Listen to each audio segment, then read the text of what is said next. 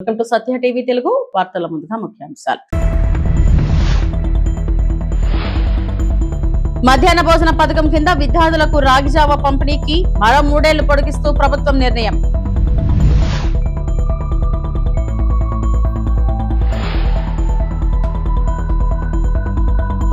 సదాశివపేటలో రైతుల సమస్యలపై KTR focus.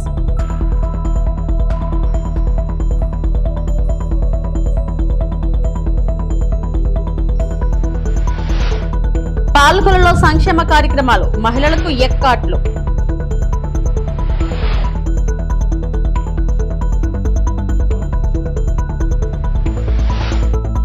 BC రిజర్వేషన్లపై రాజమహేంద్రవరంలో కీలక విచారణ.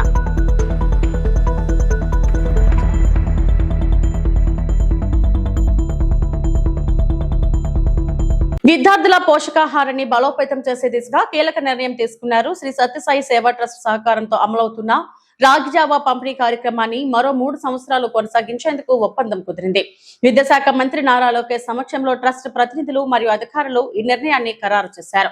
2026 నుంచి 2029 వరకు విద్యార్థులకు రాగి జావా పంపిణీ కొనసాగనుండటం విశేషం. ఈ కార్యక్రమం ద్వారా విద్యార్థుల ఆరోగ్యం, పోషకాహారం మరింత మెరుగుపడుతుందని అధికారులు తెలిపారు.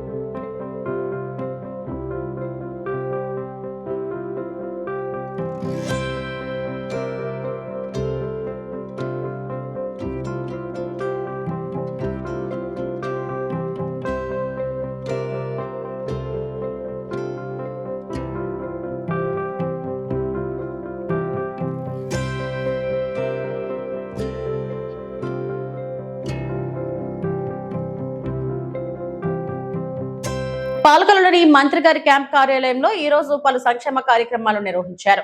నియోజకవర్గానికి చెందిన డ్వాక్రా గ్రూపుల 10 మంది మహిళలకు 50,000 రూపాయల విలువైన ఎగ్ కార్డులు పంపిణీ చేశారు. అలాగే 20 మంది ఎస్సీ లబ్ధిదారులకు 50,000 సబ్సిడీతో ఒక్కొక్కరికి 1,00,000 రూపాయల రుణాలను అందజేశారు. ఈ సందర్భంగా డాక్టర్ నిమ్మల రామానాయుడు మాట్లాడుతూ మహిళలు ఆర్థికంగా బలపడేందుకు మరియు స్వయం ఉపాధి అవకాశాలు పెంపొందించేందుకు ప్రభుత్వం కట్టుబడి ఉందని తెలిపారు.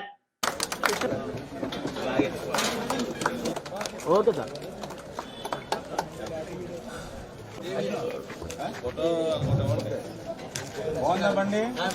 ఇన్ని రకాలైన సౌకర్యాలతో చేతి వృత్తులకి, కుల వృత్తులకి ఆదరించే వాళ్ళు వరకు ఎవరు లేరు. కొంచెం నీట్ గా ఆమ్లెట్స్ ఇవన్నీ వేసి ఎగ్ ను కూడా బాగా ప్రోత్సహించాలి. మంచి ప్రోటీన్ ఎగ్.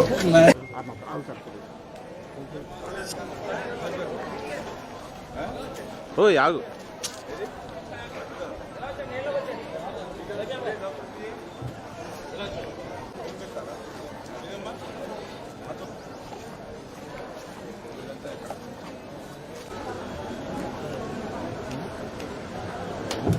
మహిళా ఆర్థిక సాధికారత అంటే చంద్రబాబు నాయుడు గారితో సాధ్యం. ఆ రోజు డ్వాక్రా సంఘాలను, మహిళలు తమ కాళ్ల మీద తాము నిలబడాలని ఆ రోజు చంద్రబాబు నాయుడు గారు డ్వాక్రా సంఘాలను తీసుకురావడం, ఆ డ్వాక్రా సంఘాలను కూడా మరింత బలోపేతం చేయాలనేటువంటి ఆలోచనలో భాగంగానే మరి ఈ రోజు కూడా మనం చూస్తూ ఉన్నాం. నెక్ వారి యొక్క సౌజన్యంతో 50,000 రూపాయలు పైబడి విలువ చేసేటువంటి ఈ యొక్క ఎగ్ కార్డ్స్ ఏవైతే ఉన్నాయో ఇవాళ ఉచితంగా ఆ డ్వాక్రా ఉమెన్కి అందజేస్తూ ఉన్నాం. అందులో ప్రత్యేకంగా ఏదైతే నెక్ ఇప్పుడే మనం చూసాం, అన్ని సౌకర్యాలతోటి కూడా గ్యాస్ దగ్గర నుంచి, స్టవ్ దగ్గర నుంచి, పాత్రల దగ్గర నుంచి, స్టూల్స్ దగ్గర నుంచి మొత్తం సమస్తము కూడా నెక్ అంటే ఎవరైతే ఈ ఎగ్ వాడకం కూడా పెంచాలి, ఎగ్ మంచి ప్రోటీన్ ఫుడ్, దాని ద్వారా వివిధ రకాలైనటువంటి వంటకాలు ఏ రకంగా టేస్ట్గా తయారు చేసి పబ్లిక్కి, ప్రజలకి ఎట్లా అలవాటు చేయాలనే దాని మీద కూడా ఆ నెక్ యొక్క సహకారంతో మహిళల యొక్క ఆర్థిక సాధికారత కోసం ఈరోజు ఆ యొక్క 50,000 రూపాయలు విలువ చేసేటువంటి వెహికల్ లబ్ధిదారుడికి అందజేయడం జరుగుతుంది. ఆ రకంగా ఈరోజు మన పాలకొల్లులో ఉన్నటువంటి 3 మండలాలు ఎలమంచిలి, పాలకొల్లు మండలం, కోడూరుకు సంబంధించి ఈవేళ 10 లబ్ధిదారులకి ఈరోజు అందజేయడం జరిగింది. సంగారెడ్డి జిల్లా సదాశివపేటలోని శనగల కొనుగోలు కేంద్రాన్ని బీఆర్ఎస్ వర్కింగ్ ప్రెసిడెంట్ కేటీఆర్ పరిశీలించారు. రైతులతో మాట్లాడిన ఆయన వారి సమస్యలను తెలుసుకున్నారు. కాంగ్రెస్ ప్రభుత్వం పంటలను కొనుగోలు చేయడం లేదని రైతులు ఆవేదన వ్యక్తం చేశారు. ఈ సందర్భంగా రైతులకు బీఆర్ఎస్ పార్టీ అండగా ఉంటుందని కేటీఆర్ భరోసా ఇచ్చారు.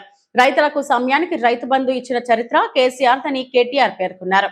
కాంగ్రెస్ ప్రభుత్వం అధికారంలోకి వచ్చిన తర్వాత రైతులకు ఎప్పుడు సమయానికి రైతు బంధు ఇవ్వలేదని విమర్శించారు. పంటలు కొంటే మద్దతు ధర ఇవ్వాల్సి వస్తుందనే కారణంతోనే రాష్ట్ర వ్యాప్తంగా పంటల కొనుగోలును ప్రభుత్వం నిర్లక్ష్యం చేస్తుందన్నారు. ఈ యాసంగి సీజన్ లో 95 లక్షల మెట్రిక్ టన్నుల ధాన్యం కొనుగోలు చేస్తామని చెప్పినా ఇప్పటి వరకు కేవలం 9 లక్షల మెట్రిక్ టన్నులే కొనుగోలు చేసి రైతులకు ₹1 కూడా చెల్లించలేదని ఆరోపించారు.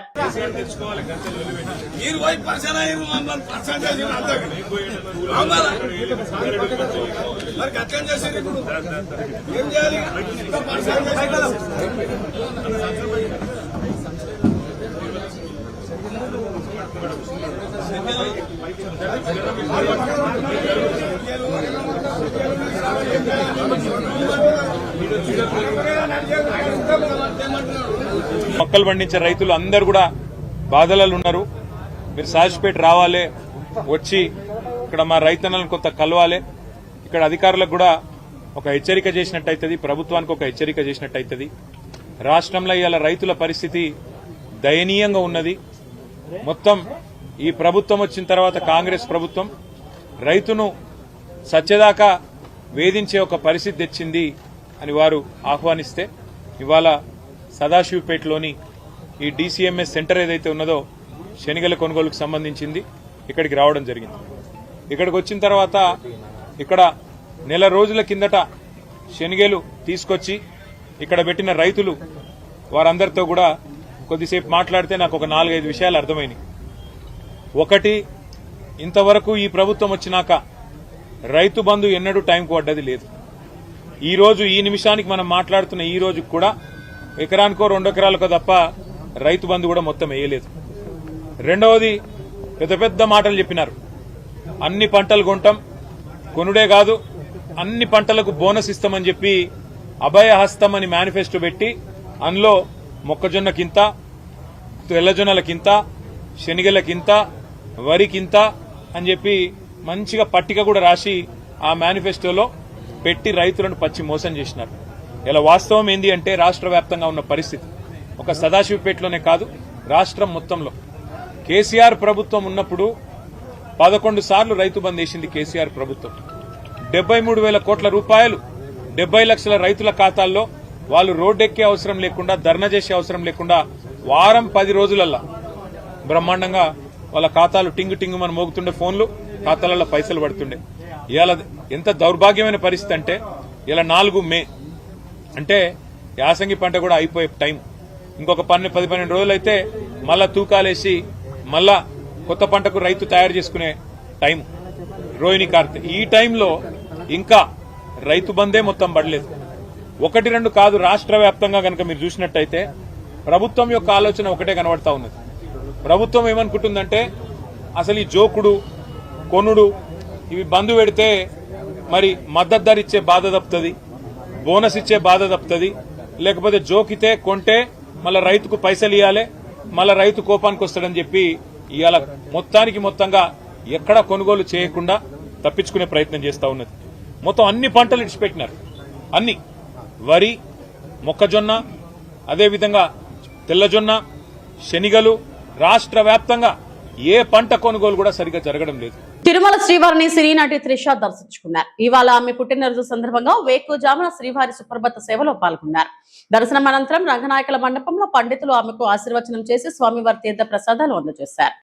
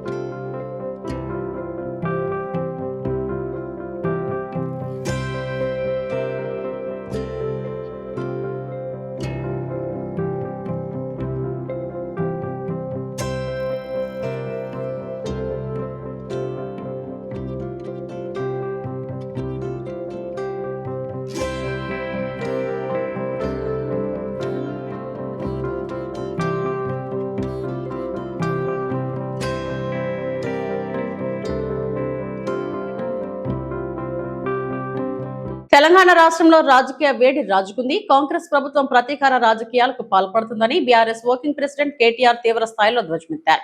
సంగారెడ్డి జైలులో రిమాండ్ లో ఉన్న BRS social media convener Manya కిషాంక్ ను పరామర్శించిన అనంతరం ఆయన సంచలన వ్యాఖ్యలు చేశారు. తెలంగాణ రాష్ట్రం వచ్చిన తర్వాత పెద్దలు కేసీఆర్ గారి ఆశీస్సులతో Telangana state mineral development corporation కి చైర్మన్ గా పనిచేసిన ఒక బాధ్యత కలిగిన సోదరుడు, స్వయంగా తాను కూడా ఒక న్యాయవాది, చదువుకున్న పిల్లోడు, పిహెచ్డీ చేసిన పిల్లోడు.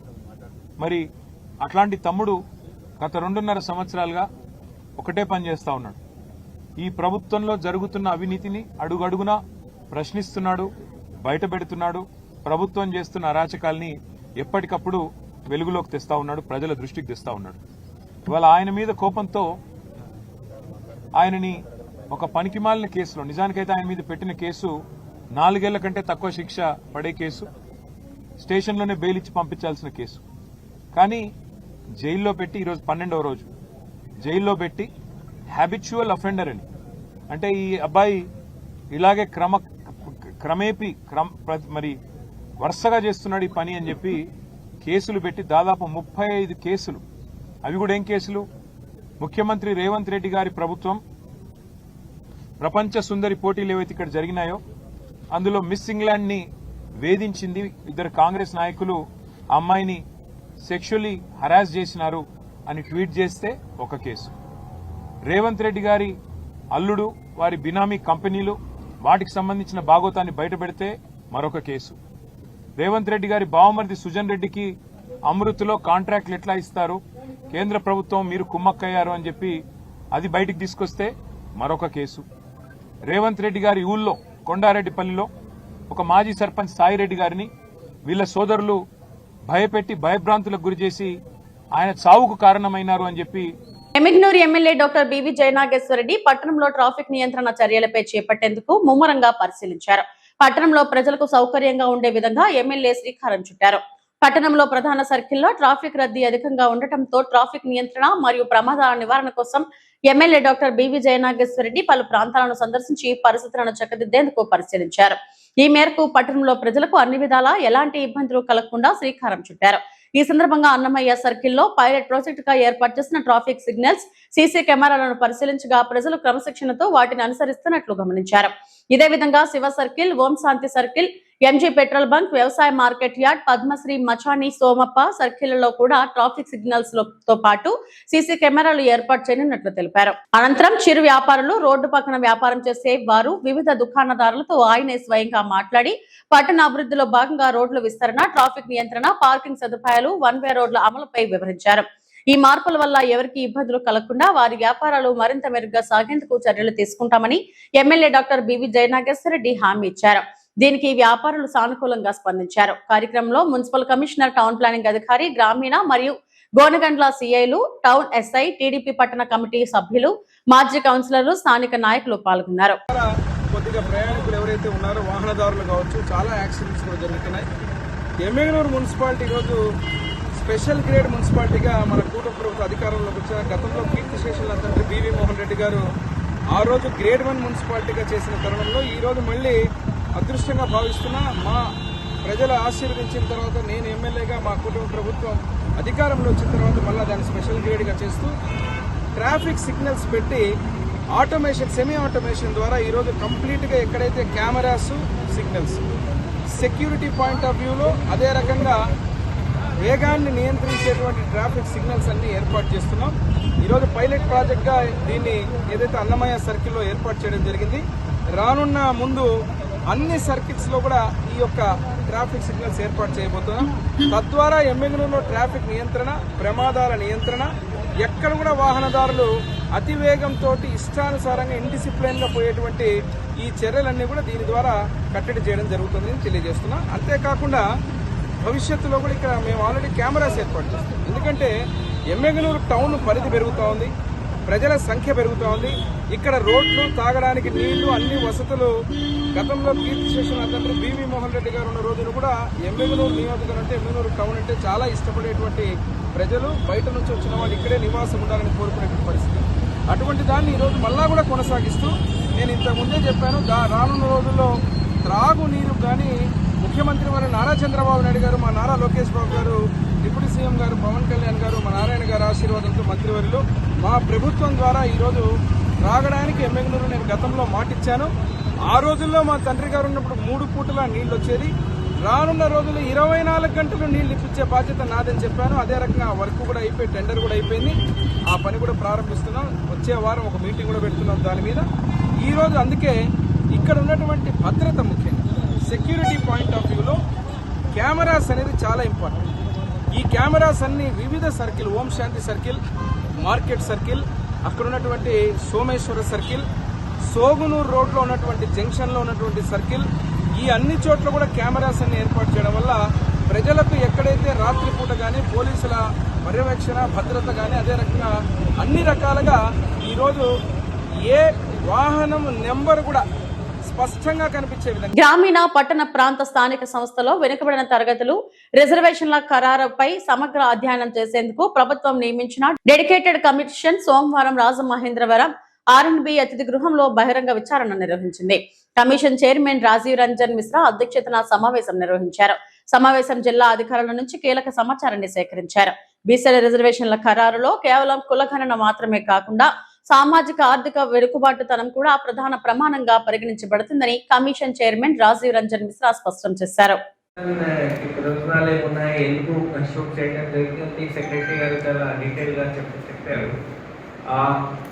ఇప్పుడు లాస్ట్ టైం నేను ఎస్సీ సబ్ క్లాసిఫికేషన్ కమిషన్ కూడా టేక్ చేసినప్పుడు చూశాను.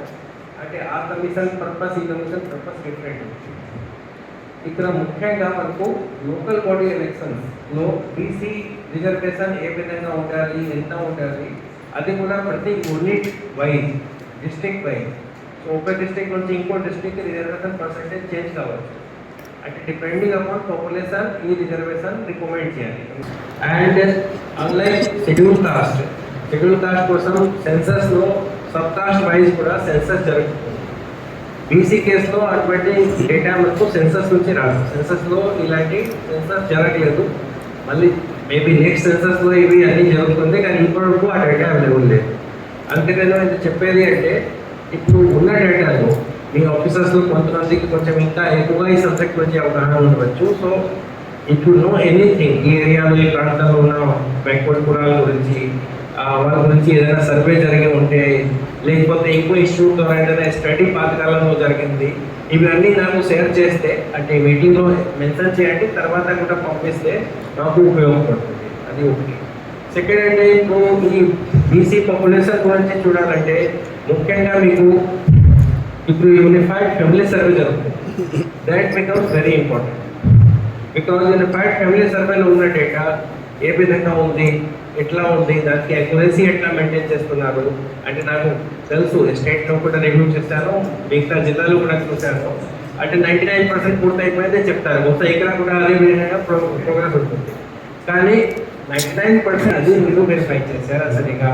దానికి వెరిఫికేషన్ కోసం ఏ విధంగా ఏర్పాటు జరిగింది, ఏం సిస్టమ్ తయారు చేశారు, ఏ ప్రాసెస్ ద్వారా వెరిఫికేషన్ అయింది, క్రాస్ చెక్ చేయడం జరిగింది, ఏదైనా టాస్క్ ఫోర్స్ కాన్స్టిట్యూట్ అయిందా, అంటే ప్రతి జిల్లాలో ప్లానింగ్ డిపార్ట్మెంట్ గైడ్ లైన్స్ ఉంది, కలెక్టర్స్ ఇవన్నీ వేరే విధంగా మీరు రివ్యూ చేశారు, లేకపోతే సమ్ డిస్ట్రిక్ట్ లెవెల్ ఆఫీసర్స్ లేకపోతే మండల స్థాయి ఆఫీసర్స్ వెళ్ళి రివ్యూ చేశారు, కొన్ని ఎన్యూమరేటర్స్ ద్వారా చేసే పనికి క్రాస్ చెక్ చేశారు.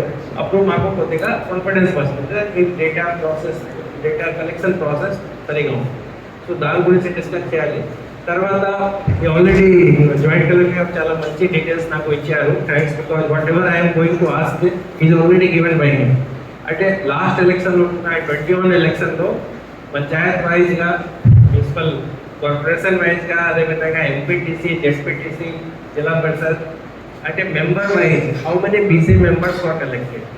అంటే ఇప్పుడు ఇది అబ్స్ట్రాక్ట్ ఫిగర్ ఇచ్చారు, కానీ నేమ్ వైజ్ అంటే ఎంపీటీసీ నేమ్, ఆ ఎంపీటీసీలో ఉన్న మంత్లీ వాళ్ళకి కాస్ట్ ఇంకొకటి అంటే వాళ్ళకి యాక్చువల్ కాస్ట్ కూడా కావాలి. బీసీ ఉంది రాష్ట్ర సరిపోవట్లేదు, బీసీ ఏబిసిడి. అది ఎందుకు నేను అడుగుతున్నాను అంటే ఇప్పుడు రిప్రజెంటేషన్ వస్తారు, ఇప్పుడు కూడా మీ అందరూ చూస్తారు.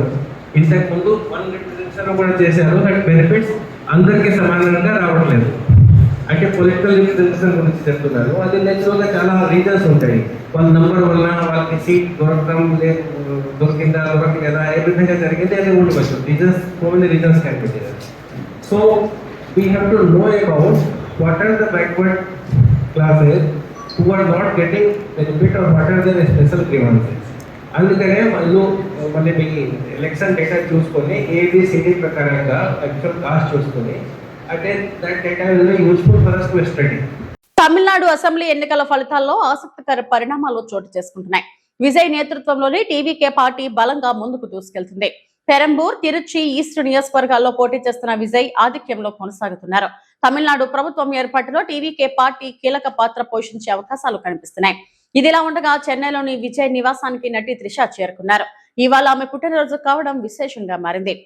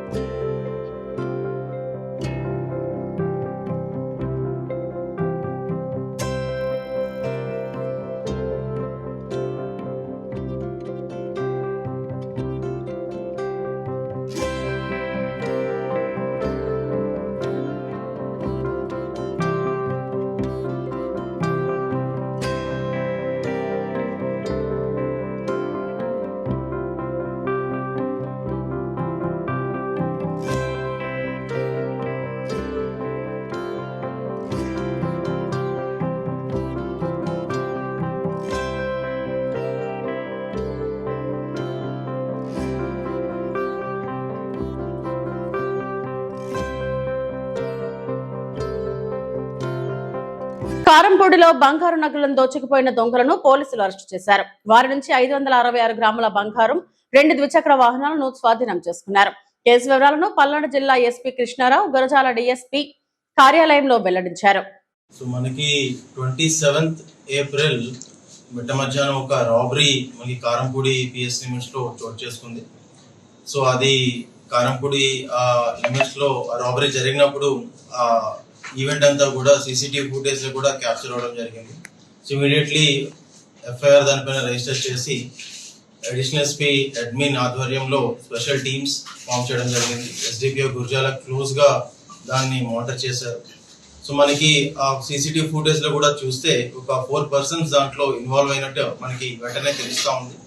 సో మనకి కొంత సీసీటీవీ ఫుటేజ్, కొంత టెక్నికల్ ఎవిడెన్స్ వీటన్నిటిని బేస్ చేసుకొని ఈ యొక్క కేసుని చాలా డీప్ గా మల్టిపుల్ టీమ్స్ తో దీన్ని క్రాక్ చేయడం జరిగింది. సో దీంట్లో ప్రధానంగా మనకి మొత్తం 6 ఈ యొక్క రాబరీలో ఇన్వాల్వ్ అయినట్టు తెలుస్తా ఉంది. అజిత్ అనే ఒక వ్యక్తి వీళ్ళకి బంధువు అవుతారు. మరొక 3 కలిసి కన్స్పైర్ అయ్యి ఈ యొక్క రాబరీని చేద్దామని ప్లాన్ చేస్తారు. సో దీంట్లో ఈ పవన్ అనే వ్యక్తి నసరాపేట ఉంటారు అండ్ అలాగే ఈ సాయి కిరణ్ మరొక 3 అఫెండర్స్ వీళ్ళందరూ కూడా గుంటూరుకు చెందిన వాళ్ళు. సో ఈ పవన్ అనే వ్యక్తి మిగతా 4 కూడా ఎంగేజ్ చేసి ఫలానా రోజు ఈ కంప్లైనెంట్ ఎవరైతే ఉన్నారో ఆయన ఈ గోల్డ్ అనేది డిఫరెంట్ షాప్స్ కి సప్లై చేస్తూ ఉంటారు. ఆ రోజు మనం చేసినట్లయితే చాలా ఎక్కువ గోల్డ్ మనం రాబరీ చేయొచ్చు అని చెప్పి ప్లాన్ చేసి ఆ రోజు మండే ఈ 4 కూడా మనకి గుంటూరు నుంచి సత్యనపల్లి రోడ్ పై నుంచి ఇక్కడికి వచ్చి దే విల్ వెయిటింగ్. మనకి సాంబయ్య అనే ఒక పర్సన్ ఎవరైతే మాస్టర్ మైండ్ ఉన్నారో ఆయన ఈ యొక్క కంప్లైనెంట్ ఎవరైతే విక్టిమ్ ఉన్నారో ఆయన ఐడెంటిఫై చేసి చూపిస్తారు దట్ ఆ పర్టికులర్ పర్సన్ గోల్డ్ క్యారీ చేస్తున్నారు అని చెప్పి ఇదంతా కూడా మనకి టెక్నికల్ ఎవిడెన్స్ లో ఎస్టాబ్లిష్ చేయడం జరిగింది. పార్వతీపురం మన్యం జిల్లా జిఎమ్మ వలస మండలంలో ఈదురుగాలులు, అకాల వర్షాలు తీవ్ర ప్రభావం చూపించాయి. మండలంలోని పలు గ్రామాల్లో విస్తరించి ఉన్న అరటి పంటలు భారీగా నేలకొరిగాయి. మొత్తం 238 మంది రైతులకు చెందిన సుమారు 287 ఎకరాల్లో పంట పూర్తిగా దెబ్బతిన్నట్లు అధికారులు గుర్తించారు. ఈ ఘటనతో రైతులు తీవ్ర ఆందోళనకు గురవుతున్నారు. పెట్టుబడులు పెట్టి సాగు చేసిన పంట ఒక్కసారిగా నష్టపోవడంతో ఆర్థికంగా దెబ్బతిన్నామని రైతులు వాపోతున్నారు. ఇదిలా ఉండగా వాతావరణ పరిస్థితులు ఇంకా అనిశ్చితంగా ఉన్న నేపథ్యంలో పంట నష్టం మరింత పెరిగే అవకాశం ఉందని ఉద్యానవన శాఖ అధికారులు తెలిపారు.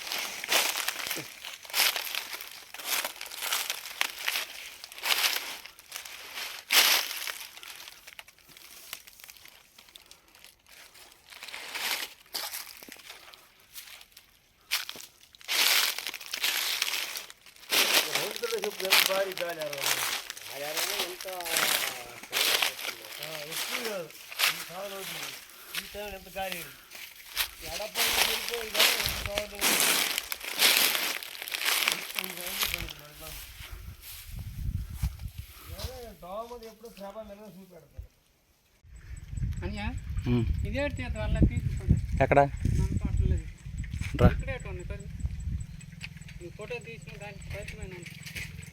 మాది ఈ ఊరండి, సింగనాపురము, గంగనపురం గదవలస బౌండరీ. ఇది ఇంత నష్టపరిహారం జరిగింది మాకు. వైఎస్ఆర్ ప్రభుత్వం ఉన్నప్పుడు ఇంత నష్టపరిహారం ఇచ్చారు మాకు. ఈ ప్రభుత్వం మాకు ఎంతో కొంత సహకరించని మేము గౌరవిస్తున్నాం. మాకు ఇంత నష్టపరిహారం జరిగిపోయింది. భారీ నష్టము. బోర్డు చాలా మదుపు ఎకరాకి 20,000 పెట్టామండి. ఈ 20,000 పెట్టాము. మేము ఎలా పోతాం మాకు తెలియకుండా, బతుకు తెలియకుంటుంది. మీరు ఏడ్ చేస్తారని మేము కోరుచుంటాం అని చెప్తామండి. జీవమలస మండలం శనకూదం గ్రామం. నేను కౌలు రైతునండి. 2 ఎకరాలు చేస్తాను. అదే నా ఈ తోట పడిపోయింది. తొలి పడిపోయినప్పుడు కూడా ప్రభుత్వం ఇచ్చింది. అప్పుడులాగే మరి ఈ ప్రభుత్వం కూడా ఇవ్వాలని నేను కోరుతానండి. నీ పేరు? నా పేరు ఎడ్ల సంవత్సరం అండి. ఇవి ఇప్పటివరకు నా బుల్టన్ అప్డేట్స్. నమస్తే.